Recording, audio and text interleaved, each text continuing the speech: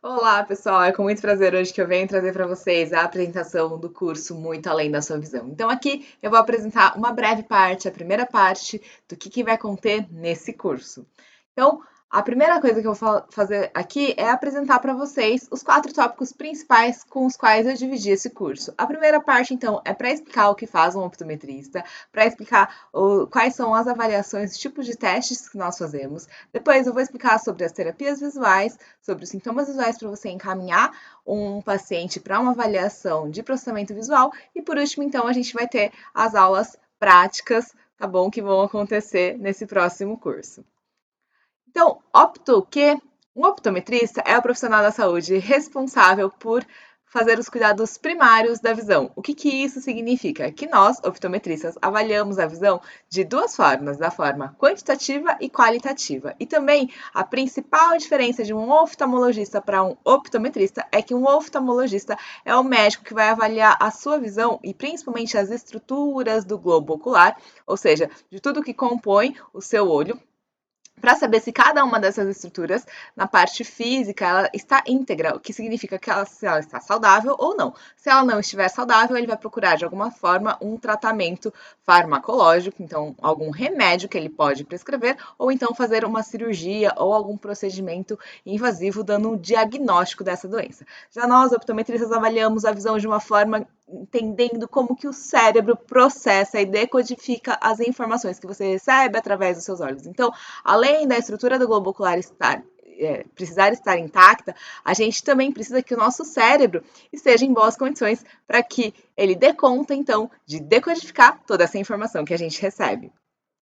E aí, tem mais. Um optometrista, então, ele faz uma avaliação de acuidade visual, coisa que também o oftalmologista pode fazer, mas a forma como o optometrista faz, ela às vezes acaba sendo um pouco mais diferente, porque a gente não vai direcionar a visão, então, pensando que a visão é apenas essa visão de detalhes finos, que é chamada de acuidade visual. Na avaliação de refração, então, onde a gente avalia essa quantidade de visão e o quanto o paciente está enxergando da visão de detalhe pequenininho a uma determinada distância, a gente faz essa medição, essa mensuração, mas a gente também avalia outros critérios que podem ser importantes no que diz respeito, por exemplo, à visão central e à visão periférica. Não importa somente para nós optometristas o quanto que o paciente enxerga e tem de visão de um detalhe pequenininho, mas importa também e principalmente o quanto que esse paciente é capaz de lidar com essa quantidade de visão e o cérebro dele é capaz, então, de decodificar essa quantidade de visão que ele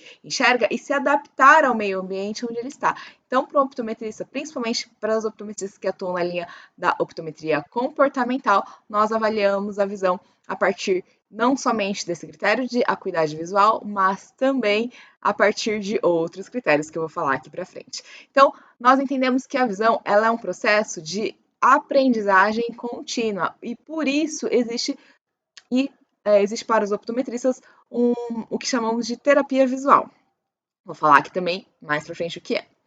Bom, a amiga inseparável de um optometrista, para começar, é a caixa de provas. Essa imagem que você está vendo aí é de uma caixa de provas muito antiga, que na prática hoje ela está um pouquinho diferente, mas aqui foi o início de tudo, onde cada uma das lentes são testadas nesse óculos aqui de prova, e esse óculos, então, ele vai me dizer, vai ficar o mais próximo possível do quanto o paciente vai enxergar com o óculos novo que ele fizer lá na ótica.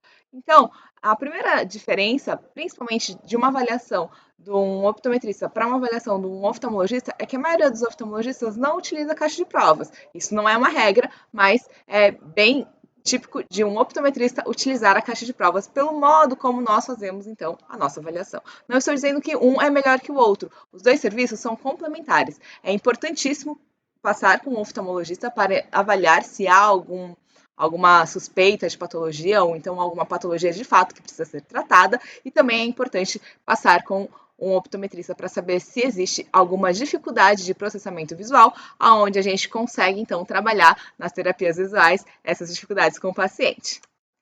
Então, um optometrista clássico, a gente imagina ele atendendo num consultório, visando principalmente suspeitar de doenças, de patologias oculares, onde ele vai encaminhar para o oftalmo e também fazendo esse exame de acuidade visual para prescrever lentes ou lentes de óculos ou também o grau de lentes de contato. Na verdade, nós chamamos de grau com um nome mais popular, mas o nome técnico para grau seria dioptrias, que é a medida que a gente tem para cada grau da lente, conforme a gente vai variando, então essa mensuração de quanto grau precisa, nós chamamos de dioptria.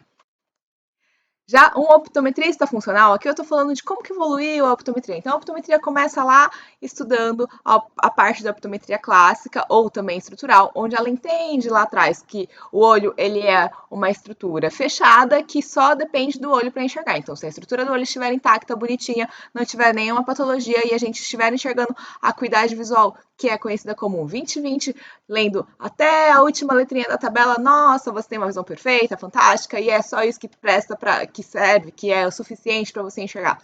Mas aí vem a optometria funcional e diz: não é bem assim, porque se você não tiver um bom alinhamento dos seus olhos, se você tiver um estrabismo, que é um desvio nos olhos, se você tiver uma dificuldade chamada ambliopia, que é quando um dos caminhos neurológicos da sua retina não leva, então, a informação pelo nervo óptico até o cérebro, acontece, então, que você pode ter problemas que não são somente de acuidade visual. E aí, então, a optometria funcional aparece trazendo outras formas da gente avaliar a visão. É aí que se iniciam as avaliações de acomodação, de convergência, de divergência, de oculomotricidade, para avaliar a binocularidade e por aí vai. Vários tipos de avaliações, então, começam a aparecer aqui. Inclusive, aquela avaliação de teste de cores para saber se o paciente tem daltonismo, para saber se o paciente tem uma visão boa de estereopsia, que é a visão 3D. Então, é aqui que a gente começa a entender que a visão é muito além, então, da acuidade visual. Já aqui, eu tenho, então, numa continuidade, a optometria comportamental. Na optometria comportamental, a gente começa a estudar e entender, poxa, além das funções da visão e além da acuidade visual, eu tenho que observar o comportamento do paciente também, porque o comportamento do paciente, ou seja, o desenvolvimento dele, as experiências que ele tem, vão interferir no desenvolvimento dessa visão. E o que acontece? Eu posso aproveitar que tem um barulho, um ruído para aquilo me concentrar mais, ou aquele barulho me atrapalhar para eu me concentrar mais na minha visão. E aí isso ajuda ou atrapalha, por exemplo, quando a criança está na escola, que ela está interagindo com os amiguinhos, que ela tem que prestar atenção na lousa, que ela precisa olhar a lousa e olhar o caderno, coisa que até então ela nunca tinha feito antes. Então, é aqui que a gente começa a observar os comportamentos de uma criança ou de qualquer paciente e observar então que o olho está integrado com o restante do corpo e também esse corpo ele está em um meio ambiente, onde o meio ambiente pode interferir, então, na visão desse paciente e a saúde geral do corpo desse paciente também pode interferir na visão. Por isso que existe aquela expressão cego de raiva, porque dependendo do nosso estado emocional, a gente realmente fica cego naquele momento, tamanha é a influência das emoções na nossa visão. Depois, por último, vem a optometria neurocognitiva, onde a gente começa a entender de fato quanto que o cérebro é capaz de processar as informações visuais, então o quanto que ele é responsável por essa decodificação, codificação e organização das informações que a gente recebe a partir da visão. É aí que a gente começa então a trabalhar o que a gente chama de integração das informações sensoriais, da visão com a audição, da visão com as mãos, da visão com a nossa percepção proprioceptiva, que é a nossa percepção de onde nosso corpo está, e a nossa, então, noção, que a gente chama, então, de equilíbrio, e a parte vestibular, onde a audição interfere na visão, onde a parte tátil do paciente também pode afetar a visão, ou vice-versa, porque, na verdade, nossos sentidos estão integrados e 80% das informações sensoriais que a gente recebe, entre 80% e 85%, então, elas são informações visuais ou informações que têm relação com a visão. Então, um resumo aqui, a optometria clássica evoluiu para a optometria funcional, evoluiu para a optometria comportamental que evoluiu para a optometria neurocognitiva. E nesse resumo eu apresento então as principais características onde a optometria clássica a gente preza então por acuidade visual e para saber se tem patologia, e aí além disso na optometria funcional, além de fazer essas avaliações, a gente também inclui a avaliação que eu disse de convergência, de acomodação, de oculomotricidade, para saber a binocularidade, para saber, então, se esse paciente tem visão de cores, visão de contraste, visão de estereopsia, se elas estão, como que elas estão, essas funções da visão. Depois, então, vem as avaliações da optometria comportamental e, por último, as avaliações de processamento visual ou de percepção visual da neurocognitiva. E o que a gente avalia, então, de qualitativo e quantitativo dentro da optometria? Então, a primeira coisa que a gente faz é suspeitar de alguma patologia para já encaminhar para o oftalmologista, caso esse paciente já não tenha passado pelo oftalmologista. É bastante comum, às vezes, a gente avaliar um paciente que já passou pelo oftalmologista, onde ele já identificou que não tem uma patologia, e aí sim a gente, então, faz toda essa bateria de testes para avaliar, então, como que está a parte de processamento visual desse paciente. Então, a primeira coisa na parte da optometria clássica, a gente vai ver se o grau da lente está correto. Lembra que eu disse que chama de dioptria? A gente vai ver se isso está correto. Depois, a gente vai ver se essa lente não está toda arriscada, como é que ela está, quanto tempo aquele paciente fez aquela lente, se aquela lente tem um tipo de tratamento que é chamado antirreflexo ou não, se ele tem algum tipo de proteção ou até de uma tintura na lente, que é chamado de coloração, porque às vezes isso também dá mais conforto para o paciente, e qual é o tipo de armação que ele está usando, que às vezes uma armação muito pequena ou muito grande também pode interferir na visão do paciente. Fora as questões de ajustes de altura e de posição, né, de angulação dessa armação no rosto do paciente. Então, se isso estiver adequado, ok, a gente vai passar para o próximo passo, que é identificar se esse óculos ele está adaptado e com conforto. É muito comum muitos pacientes não usarem os óculos porque, prefere usar na gaveta, uma vez que ele coloca o óculos, ele sente mais dor de cabeça ou sente mais conforto quando tá sem óculos, mesmo que fique tudo embaçado. Então, é aí que a gente faz um trabalho muito interessante de adaptar, então, o melhor grau, né, ou a melhor dioptria para esse paciente conseguir usar um óculos com conforto. E aí também a gente faz uma avaliação das queixas e sintomas para saber se essas queixas e sintomas melhoram com o uso do óculos. É bastante comum os pacientes que sentem muita dor de cabeça, depois que eles usam o óculos, eles passam a usar o óculos, essa dor de cabeça melhora, mas na verdade, então, está havendo um excesso de esforço visual que muitas vezes provoca essa dor de cabeça e esse paciente não consegue perceber ou identificar que essa dor de cabeça pode ser gerada pela visão. A dor de cabeça principal que acontece quando acontece um excesso de esforço visual é geralmente na testa, mas pode também acontecer nas laterais, na parte temporal ou na parte occipital, ou pode até variar e isso pegar quase que a cabeça toda ou fazer uma grande pressão em torno da cabeça toda, uma vez que a parte occipital é a parte onde a gente tem o processamento central das informações da visão. E aí, será que aquele paciente consegue ler? Será que ele consegue escrever? Será que ele consegue copiar do quadro com facilidade? Agora, principalmente depois da pandemia, muitas crianças estão apresentando dificuldade de ler, dificuldade de escrever e dificuldade de copiar do quadro. Por quê? A maioria das crianças, por ficar muito tempo em frente às telas, elas ainda não aprenderam a fazer o foco para longe e para perto, que é uma habilidade que pode ser treinada e é uma habilidade, então, que a gente vai desenvolvendo com o passar do tempo, de olhar para longe e olhar para perto. Essa habilidade, quando a criança não tem desenvolvida, ela vai sentir um grande desconforto entre olhar longe e olhar perto, e ela pode se cansar rapidamente, querendo fugir ou sentir sintomas de querer ficar agitada ou conversando com um amiguinho, uma vez que é desconfortável essa sensação de ter que olhar para longe e para perto, é como se fosse um esforço que ela faz e ela se cansa rapidamente. Muitas vezes a criança pode ser que não reclame de que está doendo o olho, que está desconfortável, porque talvez ela nem saiba descrever essa sensação. Mas então, aqui a gente apresenta para vocês esse sintoma, né, que é bom a gente ficar atento se a criança está apresentando essa dificuldade.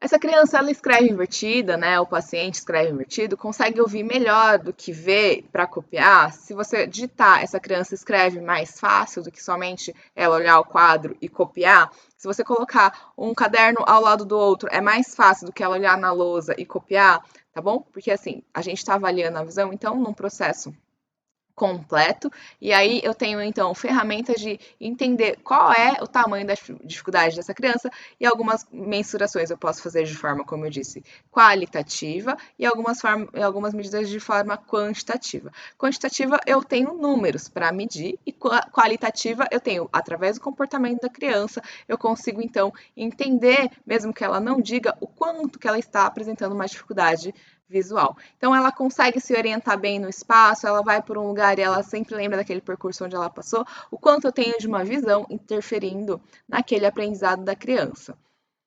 Qual é um protocolo de avaliação visual que a gente pode utilizar? Inicialmente, a gente começa com uma anamnese de avaliação visual. Está faltando um A aqui, que ele foi provavelmente esquecido em algum lugar, mas nessa anamnese, então, a gente avalia como que está a alimentação desse paciente, se ele está sofrendo algum estresse, como está o sono desse paciente, se ele pratica alguma atividade física, porque, como eu disse, a nossa saúde do corpo interfere na nossa visão. Então, na anamnese, além das tradicionais perguntas que a gente já faz, quando a gente está avaliando do ponto de vista da optometria comportamental, a gente acrescenta, então, outras variáveis do ambiente que podem interferir no quanto aquele paciente enxerga. Então, como eu disse, a primeira das avaliações de todas é a avaliação de acuidade visual, onde a gente pede, então, para o paciente ler as letrinhas ou até me falar, às vezes, símbolos, se o paciente não souber ler, numa tabela que a gente apresenta a uma determinada distância. A gente faz o que a gente chama de uma avaliação primeiro monocular, que é de um olho primeiro, depois do outro olho, para depois a gente juntar a visão dos dois olhos juntos. Feito isso, a gente vai então procurar corrigir a visão desse paciente, caso ele sinta dificuldade de enxergar para longe, e a gente faz isso então para longe, depois a gente faz isso também para perto. Na acuidade visual, então, nem sempre 20/20 é a melhor acuidade visual ou a acuidade visual perfeita para aquele paciente, uma vez que a gente está, então, partindo do pressuposto que aquele paciente a gente quer dar visão de conforto para ele. Se eu estiver avaliando um paciente do ponto de vista da optometria comportamental, eu vou prescrever a melhor acuidade visual que vai dar ao paciente uma binocularidade e um equilíbrio entre a visão do olho direito e a visão do olho esquerdo. Muitas vezes a gente, durante essa avaliação, identifica que um olho enxerga bem melhor do que o outro olho. Então, a gente precisa, na hora de prescrever o óculos, pensar o quanto de equilíbrio da visão dos dois olhos eu estou prescrevendo para que o cérebro não sobrecarregue mais uma visão do que o outro ou deixe até de usar a informação daquele olho que tem uma visão mais borrada ou mais embaçada para que não aconteça o que a gente chama de ambliopia ou olho preguiçoso, olho que é aquele olho que ele não se desenvolveu, porque isso vai trazer então consequências, pode até acontecer então uma dificuldade maior a cada tempo, por isso que a gente prescreve não do ponto de vista, de novo, da comportamental, nem sempre 20/20 é a melhor acuidade visual para aquele paciente naquele momento. Pode ser que daqui a um tempo a gente consiga prescrever chegando ao 20/20. 20/20 é a menor linha da tabela, ou uma das menores linhas, não necessariamente a menor, depende de cada tabela. Mas então, isso é a primeira questão mais importante do ponto de vista da optometria comportamental. Já um teste de visão de cores é chamado de teste de Ishihara, e aqui a gente tem então são 32 cartões, onde nesses cartões a gente pede para o paciente informar os números que ele vê. Isso também tem com bichinhos, para quando é feito às vezes com criança que não sabe identificar o número, e aí a gente consegue detectar se um paciente tem a visão de cores alterada, principalmente para as cores verde e vermelho, que é predominante dos casos, e a maioria também dos casos de daltonismo, porque daltonismo tem uma predominância genética de acontecer, é identificado, então, em 1 a cada 12 homens pode ser identificado com daltonismo pelas estatísticas. Já a visão de estereopsia é a nossa visão de distância ou de noção 3D, de distância, noção tridimensional dos objetos no espaço. Então, essa visão 3D a gente avalia com um teste que se chama teste de Titmus, tá? Já a visão de cores, então, só para explicar, por exemplo, exemplificar o quanto que pode ser desafiador para um aluno que tiver dificuldade de ver as cores, olha aqui uma técnica que uma professora provavelmente usou. Então, ela escreveu quais eram os nomes das cores nos lápis, para que a criança conseguisse, lendo, saber qual era a cor do lápis que ela iria pintar, né, atividade, se fosse para uma atividade colorida. Então, aqui eu tenho como no meio, eu tenho nessa imagem central, como seriam as cores originais, e aqui no cantinho da direita, como que um paciente que é daltônico enxerga as cores, geralmente. Uma vez eu atendi um paciente daltônico e ele disse que muito provavelmente os pacientes que são daltônicos utilizam as cores de roupas preta, azul e branco ou cinza, porque as outras cores ele pode ter dificuldade de identificar, portanto, ele acaba escolhendo, optando pelas cores que ele tem certeza de que são aquelas cores que ele está vendo mesmo. Já a visão de contrastes, ela pode diminuir em pacientes com catarata, nós também avaliamos como um tipo de, então, de habilidade visual. A gente tem reflexos e reações pupilares, a gente tem a avaliação de divergência, que é a capacidade, então, dos olhos se aproximarem e se afastarem quando um objeto também se aproxima. Então, a capacidade de fazer o foco depende da convergência, da acomodação e da miose, quando um objeto se aproxima, a gente chama isso de tríade acomodativa, que é um processo que acontece em conjunto e a gente tem como mensurar isso para saber se essa relação está acontecendo em equilíbrio. Já nos reflexos e reações pupilares, a gente pode identificar até algum estresse emocional do paciente e problemas neurológicos, dependendo do tipo de reação pupilar que a gente encontrar. A gente também avalia a postura ocular e a fixação daquele paciente. A gente avalia isso através do teste chamado Cover Test do Thornton e do Hirschberg. A gente avalia fusão binocular, ou seja, a capacidade daquele olhinho juntar a capacidade, aliás, do cérebro juntar a visão dos dois olhos em uma terceira imagem. Então a gente avalia se tem fusão para depois ter a estereopsia, que é o que eu tinha falado para vocês da visão 3D. Se o paciente não tiver a fusão, ele não vai ter, então, estereopsia e não vai ter visão binocular, que é a fusão binocular, justamente a gente está procurando identificar se aquele paciente tem a capacidade de juntar a imagem de um olho com a imagem do outro olho. E quem faz isso é o cérebro daquele paciente. E essa avaliação é feita com um teste que se chama Luzes de Wolff. Eu vou explicar ele mais pra frente.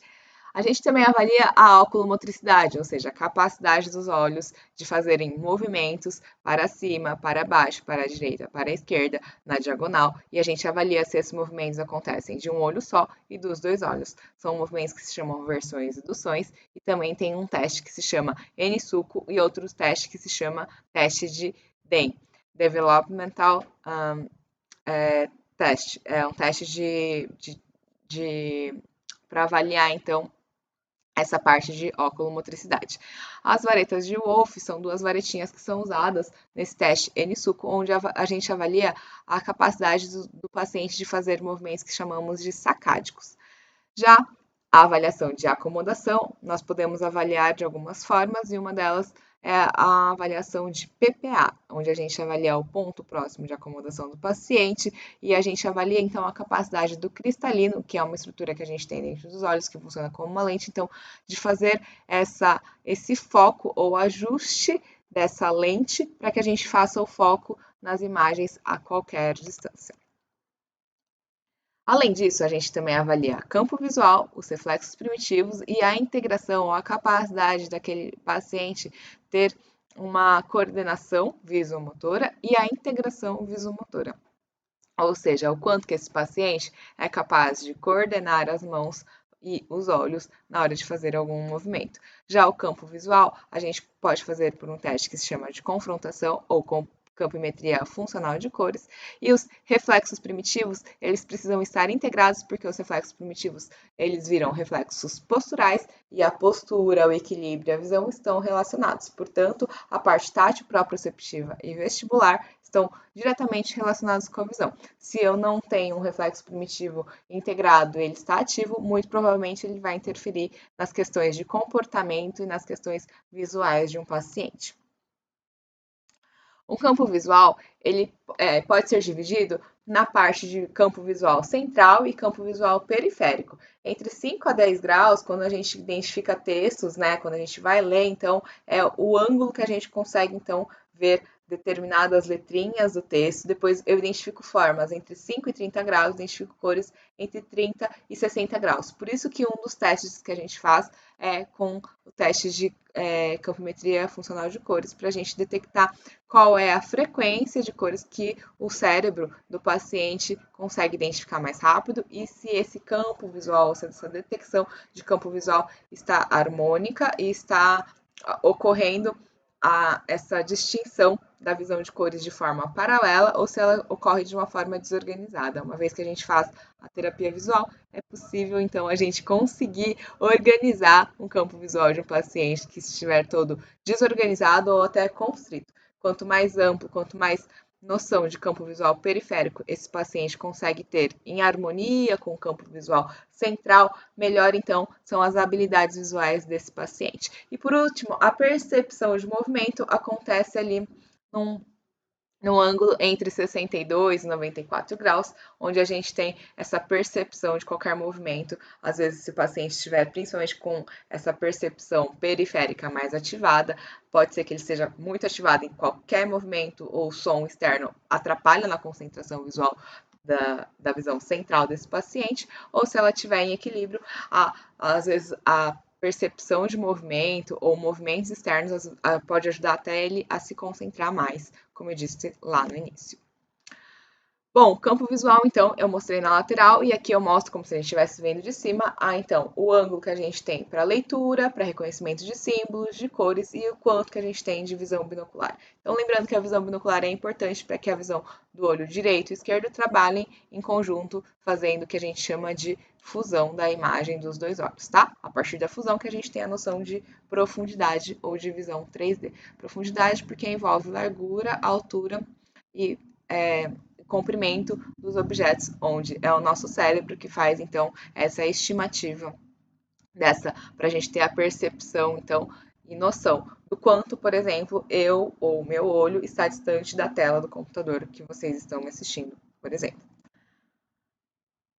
E os desvios nos olhos, a gente também avalia e detecta se um olho apresenta desvio, ou que a gente chama também de estrabismo. Esse desvio ele pode ser latente, ou seja, escondido, que só aparece de vez em quando, de repente, às vezes, quando o paciente tem um descontrole emocional ou algum desconforto, que pode levar a esse estrabismo, que às vezes pode ser temporário, né? Só porque ele está cansado, aí acaba que o olho desvia um pouquinho mais, e aí, ou apresenta esse desvio justamente para que a gente perceba, poxa, está na hora de dar uma pausa, porque já está a sua coordenação dos olhos, ela não consegue se manter, é porque o seu sistema já está em sobrecarga.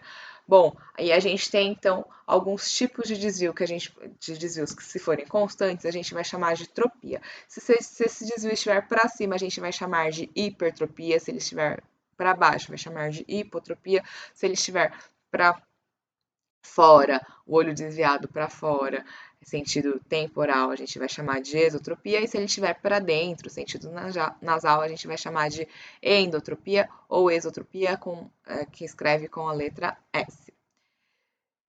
Quais são os sintomas visuais que a gente pode identificar em um paciente que precisa de uma avaliação de processamento visual? A gente pode identificar sintomas de disfunção oculomotora, por exemplo, a dificuldade ou a incoordenação de direcionar visualmente os movimentos dos olhos, a perda de lugar e omissão de palavras durante a leitura, a dificuldade de fixar, rastrear e localizar algum objeto, a acenopia, que é um desconforto na cabeça e nos olhos depois que faz algum esforço visual, a vertigem ou tontura ou enjoo devido a algum movimento, a redução da produtividade e da eficiência, isso pode acontecer tanto do aluno como do trabalhador, os baixos períodos de atenção e fácil distração, problemas acomodativos, visão desfocada no final do dia e um excesso de atividades em visão próxima, que às vezes também pode causar um cansaço, um desconforto visual. Além disso, também pode, então, Esse paciente pode apresentar dores de cabeça, dificuldades de equilíbrio e de coordenação, dificuldades para andar de bicicleta. É aquele paciente que às vezes ele cai, esbarra nos objetos, é meio desajeitado. Ele pode confundir direita e esquerda, pode confundir a direção das letras e dos números. A escrita pode ser inadequada, pode ter um jeito desorganizado de escrever na folha, uma vez que esse pensamento dele não está organizado na, na nessa parte de coordenação dos movimentos oculares e ele pode ter dificuldade de copiar, então, também no caderno, uma vez que essa questão óculomotora também, esse controle óculomotor vai precisar ser coordenado com os movimentos de acomodação que o paciente faz, ou seja, a capacidade de fazer o foco.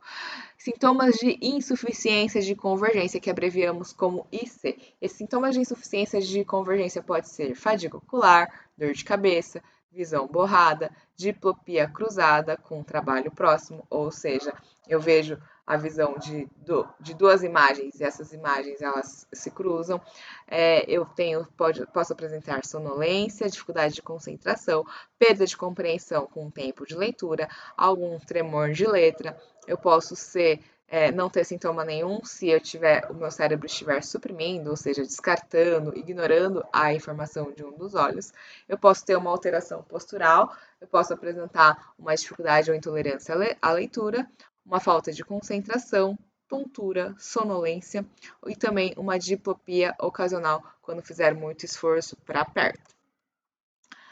Já os sintomas de acomodação serão dor de cabeça, pontada ocular, diplopia quando fizer uso da visão de perto, dificuldades para ler, letra dançando, a perda de lugar na leitura, quando vai copiar se perde na linha também, falta de coordenação entre o olho e a mão, dor de cabeça, visão turva, problemas de postura, desorientação espacial, fotofobia, diminuição da concentração, aumentando a faixa de divergência para longe e para perto. Ou seja, eu posso ter uma quebra de fusão em algum momento para divergir ou para convergir e uma que a gente fala de recuperação de fusão mais demorada ou mais distante. Então, eu faço muita força posso até conseguir resistir, né? Conseguir ter bastante força para convergir e divergir, mas depois eu levo muito tempo, eu faço muita força, então a gente chama de amplitude de divergência, tá? Essa capacidade, então, de convergir e divergir, a gente também vai medir, porque está muito relacionada com a acomodação. E quais são os sintomas visuais relacionados à aprendizagem? Também dor de cabeça e fadiga ocular, a visão turva e dupla, visão dupla aparece novamente, os estrabismos dos olhos, ou os olhos que parecem se mover independentes um do outro. Às vezes a gente encontra um estrabismo que é chamado do tipo alternante, ora um olho, ora o outro desvia. O paciente pode não gostar ou evitar ler ou fazer trabalho ou evitar ao máximo tarefas que exigem a visão de perto. Ele pode ter atenção curta durante tarefas visuais. Ele pode apresentar também a dificuldade de ler, às vezes, algum livro ou mesmo para ver a televisão. Pode ser que ele aproxima muito para ler. Ele pode girar ou inclinar a cabeça para usar apenas a visão de um dos olhos, ou pode até mesmo cobrir um dos olhos para enxergar melhor, se ele estiver até vendo duplo ou se ele estiver sentindo algum desconforto que está relacionado com a visão. Outros sintomas ainda é piscar ou esfregar constantemente os olhos, perder de novo a linha, né, quando vai ler, se perde para ler, lê a mesma linha, lê e não consegue entender nada do que leu, precisa ler em voz alta para ler, para entender o que leu, ou então quando lê em voz alta não entende o que leu, porque aí não está dando conta de processar a informação visual junto com a informação auditiva. A velocidade de leitura lenta ou baixa compreensão de leitura e a dificuldade de lembrar o que foi lido. Então, como eu já disse, é uma dos sintomas visuais relacionados à aprendizagem. Então, uma criança que apresenta, às vezes, dificuldade de interpretar um texto, não necessariamente ela está com uma dificuldade somente cognitiva, pode ser uma dificuldade, então, visual, que está atrapalhando ela nessa interpretação e leitura daquele texto. Outras dificuldades ainda que podem aparecer é omitir, repetir ou confundir palavras semelhantes. Pode ser acontecer a reversão persistente de palavras ou letras, principalmente depois da segunda série, a dificuldade de lembrar, identificar ou reproduzir formas, e a gente tem um teste para identificar se o paciente tem uma coordenação visomotora adequada ou dentro da idade esperada. A gente tem uma coordenação ruim, olho-mão, e o paciente também pode apresentar, então, evidências de imaturidade nesse processo de desenvolvimento, onde a gente tem uma tabela de Denver, que apresenta, então, de acordo com as idades, os comportamentos esperados para aquela idade. Quais são as alterações visuais que se relacionam com o processamento visual? Inverter letras, números e palavras, pular as linhas durante a leitura ou se perder durante a leitura e precisar acompanhar com o dedo, a dificuldade de copiar da lousa, não completar tarefas de perto ou fazer isso com muita dificuldade, vai ser desorganizado na maneira de escrever e aproveitar o espaço do papel. E isso também acontece uma desorganização no dia a dia desse paciente, pode acontecer uma desorganização até no processo de execução de tarefas, ele pode se sentir sobrecarregado com páginas e tabelas, pode responder melhor verbalmente, ele pode ter dificuldades em habilidades motoras finas e grossas, confusão de palavras similares quando está lendo, dificuldades de retenção de memória visual, dificuldade de atenção em tarefas visuais e aprende melhor ouvindo do que lendo. Aí a gente tem, de acordo com algumas dificuldades que a gente encontra, ou problemas visuais que a gente encontra, a gente tem tipos de terapias visuais que a gente consegue trabalhar com esses pacientes. Aqui eu apresentei a insuficiência de convergência, o excesso de acomodação, a insuficiência de acomodação e casos de supressão, onde eu tenho também algumas possibilidades do que a gente chama de terapia visual que são trabalhadas de acordo com essas dificuldades que a gente encontra. É claro que não necessariamente o paciente vai ter só excesso de acomodação ou vai apresentar somente uma supressão, às vezes ele apresenta uma combinação de uma dos que a gente chama de inabilidades visuais ou essas dificuldades de percepção visual. Então é a combinação dessas dificuldades que a gente vai tratar o paciente de acordo com todas as dificuldades que a gente identificar durante aquela avaliação.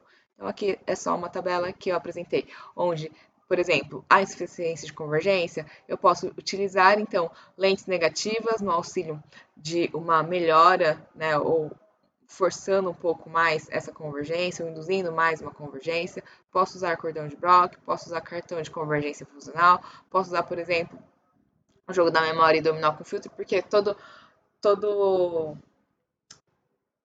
leitura de visão, atividade de visão próxima que o paciente fizer, ele vai precisar, então, trabalhar a convergência. Então, esse é o raciocínio. Aqui, então, são só algumas ferramentas que eu apresento nessa tabela para vocês. As habilidades que elas são desenvolvidas numa terapia visual são a resolução de problemas cognitivos, as habilidades espaciais, as habilidades de análise visual, as habilidades acomodativas, as habilidades oculomotoras, habilidades de integração visoespacial, habilidades de integração visoauditivas e também a binocularidade.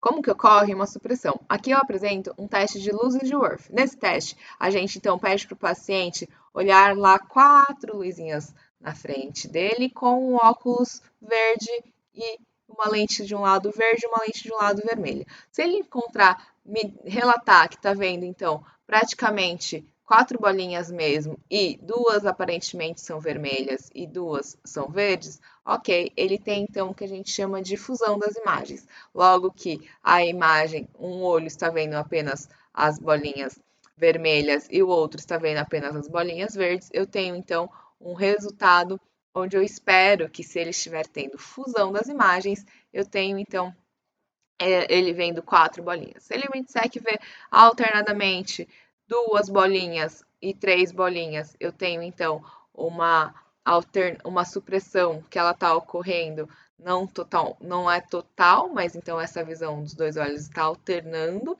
e eu tenho uma supressão total de um dos olhos, se ele me disser então que vê somente as bolinhas vermelhas ou somente as bolinhas verdes, e por último eu vou ter uma diplopia se ele me disser que vê 3 bolinhas verdes e duas vermelhas, onde então até essas bolinhas pode ser que até muitas vezes elas não se encaixam, ou então fica alternando aqui essa última aqui, hora verde, hora vermelha, ou ele realmente consegue ver, me relatar que vê 5 bolinhas, é onde eu tenho uma diplopia, ou que a gente chama de visão dupla. Uma ambliopia, ela é definida como então uma dificuldade, uma experiência normal no início da vida que altera as conexões nervosas entre a retina e onde estão as células fotorreceptoras na parte interna do olho, né? E o cérebro. Então, como que acontece a ambliopia? Aparentemente, aqui eu só coloquei uma foto para que assim, a gente entenda na prática, um olho do bebê ele vai enxergar nítido e o outro ele vai todo borrado. Mas se a gente olhar o bebê, ele vai ter os dois olhinhos lá intactos, bonitinhos, íntegros e não tem uma dificuldade que a gente de cara consegue bater o olho e identificar a miopia. A gente só vai identificar a miopia a partir das vezes do momento que a gente tampa aquele olho bom do bebê e ele vai arrancar a nossa mão, porque aquele olho que a gente tampou era o olho bom, ou o olho que enxergava melhor, e o outro olho, como fica embaçado, ele fica desconfortável e é automático que ele arranque a sua mão, que ele fale que tá ruim, né? Se ele já souber falar. Então, ele vai preferir sempre enxergar com mais um olho do que o outro. E aí é importante identificar a ambliopia desde cedo. Antes era ensinado, era aprendido que a gente só poderia tratar a ambliopia até os 7 anos de idade, mas hoje, devido aos conceitos que a gente sabe, conhece sobre neuroplasticidade, a gente tem então tratamentos que muitas vezes são efetivos para pacientes ambliopes com mais do que 7 anos de idade, às vezes com 40 anos de idade, que ainda há uma melhora daquele olho que é o chamado olho preguiçoso. Então, o que causa uma ambliopia? Um estrabismo, erros refrativos não corrigidos, as diferenças de mais de 2 graus entre os dois olhos e uma barreira que pode limitar a entrada de luz em uma das retinas. Então, muitas vezes, quando é identificado a ambliopia, ou principalmente lá atrás, principalmente quando era identificado a ambliopia, era então tampado aquele olho que enxergava melhor para que aquele olho recebesse luz, aquele olho que estava preguiçoso ou com mais dificuldade de recebesse luz e fosse estimulado. Era um tipo de tratamento feito e utilizado com um tampão. Hoje é feito também ainda esse tipo de tratamento, mas existe outros recursos onde a gente não tampa totalmente a visão da criança, a gente tampa parcialmente, a gente procura corrigir ao máximo a acuidade visual daquele olho que não está desenvolvido, para a gente estimular a visão daquele olho e fazer aquele bebê, então, ou aquela criança, ou aquele paciente conseguir ter um equilíbrio da visão binocular.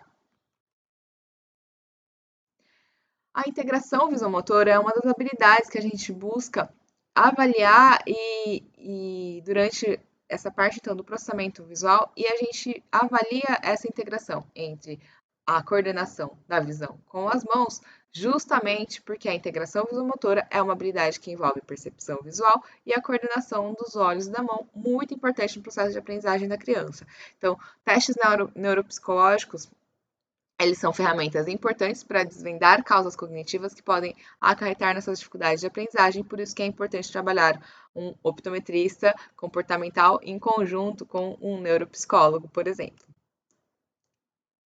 Na integração visomotora, a gente tem aqui um modelo, por exemplo, que é chamado do teste de VMI, de Barry. E aqui, então, eu peço para a criança fazer esses símbolos, copiar esses símbolos como estão aqui em cima, e depois eu tenho as interpretações, como que a criança conseguiu copiar ou não, e de acordo com essas cópias, eu consigo, então, avaliar como que está essa integração visomotora da criança. Bom, pessoal, vou ficando por aqui. Para saber mais sobre as outras aulas do curso, acompanhe aqui nesse canal, no vídeo aqui, que a gente vai sempre postar mais novidades para vocês. Até mais. Tchau, tchau.